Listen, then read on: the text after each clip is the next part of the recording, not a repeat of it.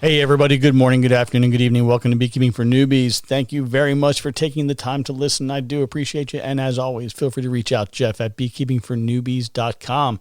Today is going to be Bees in the News, episode 8. We got 5 articles for this week. The very first one that we're kicking off with right now is a revisiting of a subject we actually covered in a previous episode, but I do want to keep it on the forefront because it is involving the Asian giant hornets in the UK, and I want to stay on top of that. So let's go ahead and just jump right in here. Genetic testing confirms pervasiveness of the invasive bee-killing hornets.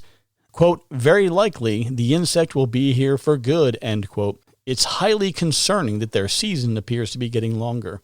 The UK has been monitoring the threat of a new invasive species that specifically targets bee populations. What's happening? An increasing number of Asian hornets have been reported across the UK, and DNA testing confirms their presence.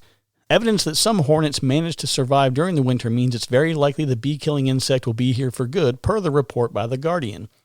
Why is this threat to bees so concerning? Bees are important in the global ecosystem and include around 20,000 different species worldwide. And in case you think it's just a case of bee-on-bee violence, the bee and wasp took different evolutionary paths 100 million years ago.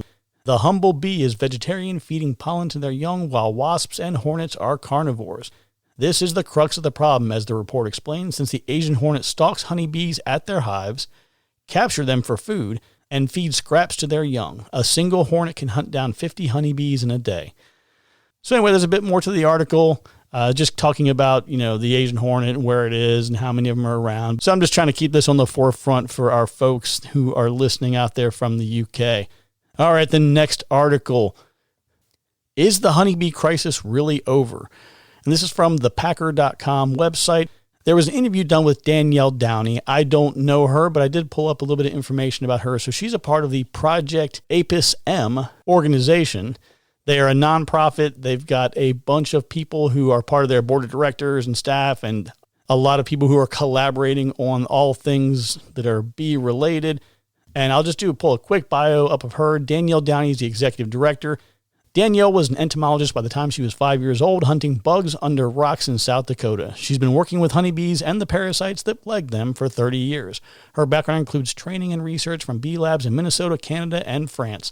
So anyway, it's her organization, her entity was a part of this interview talking about, is the honeybee crisis really over? Last week was National Pollinator Week, and while there have been some media reports highlighting the growth in hives, Danielle Downey, executive director of the nonprofit Project Apis M, talks in this episode of the Tip of the Iceberg podcast about hive growth in the news and challenges still facing the honeybee industry and the critical role honeybees play in food production. Downey says 1 in 3 bites of food depend on honeybees for pollination. That's the direct role honeybees play, she said. This is why her organization, Project Apis M, helps fund honeybee research to support hive health. The way that we grow food has changed into really big systems, and the number of people we're feeding is increasing, so the pressure on those systems is just really high, and honeybees are a very important unsung hero in those systems, she said.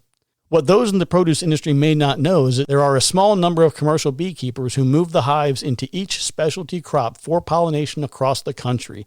And this pressure to pollinate crops, as well as threats from invasive species such as the varroa mite and diseases like colony collapse disorder, continue to threaten an already vital part of produce. The honeybee will not go extinct, but the pressures on the businesses that provide the pollination, many of them collapse all the time, just like other businesses. So the bee health crisis continues, she says. So interesting article, worth the read. And we're going to go ahead and move on to the next one here. Health audit of honeybees in Central Asia needed urgently. Honeybees hardly ever get the attention they deserve. The World Bee Day, 20 May, came and went without much fanfare in Central Asia. The honeybee population has been under constant threat for a long time.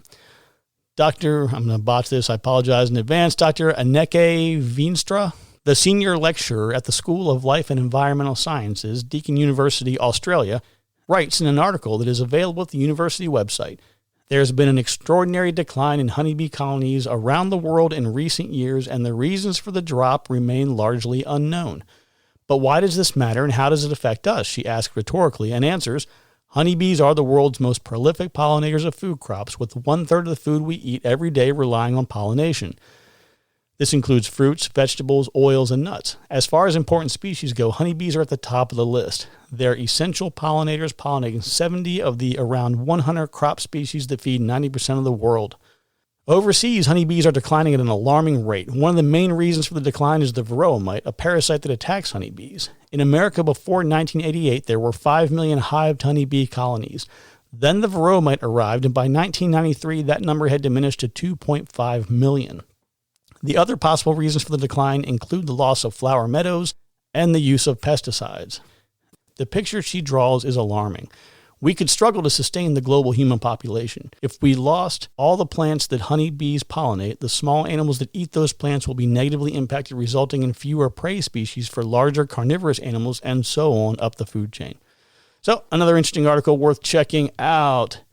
And number 4 on the list, this one came up in an actual search I was doing, and it just happened to be through scientificbeekeeping.com. As you all know, we have Randy Oliver is supposed to be catching up with us. It's 100% my fault, not his. I reached out to him. We're trying to get something on the calendar. I just need to follow up. I took a little pause there with the graduation and all the stuff we had going on last week, so I need to follow up with him. But he is a big part here on the scientificbeekeeping.com. And he did this research on extended release thymol blocks. So if you're not aware or aren't familiar with it, thymol is one of the many treatment options that you have available to you for treating varroa mite. So I'm not going to read any of this. It's just to say that the link is going to be posted with all the other links on the In the News section of the Beekeeping for Newbies homepage. I wanted to make sure that you're aware of this because it's an interesting article. It's got a lot of good data in it. And that's just one thing that we're always juggling and struggling with is what treatment method do we want to use for varroa? Which one has the most effectiveness? Which one is right for my area based on my specific environment and my needs and my budget? And this is a pretty good article. It's definitely worth the read. And it's on scientificbeekeeping.com. So I'll have the link to that posted like I mentioned. And last but not least for today's In the News episode, honeybees prep for home opener after long road trip.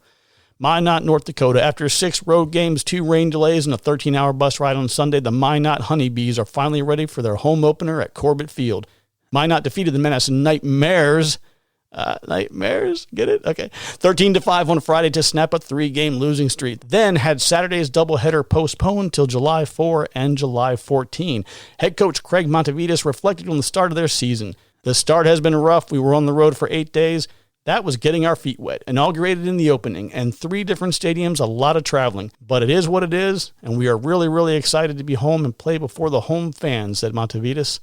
So yeah, I know that's not really an actual honeybee story, but they are the honeybees, and nobody really gives any love to Minot, North Dakota. There's not a whole lot going on out there. So anyway, Minot will host the Nightmares Tuesday in a doubleheader, 6:05 p.m. and 8:35 p.m. at Corbett Field.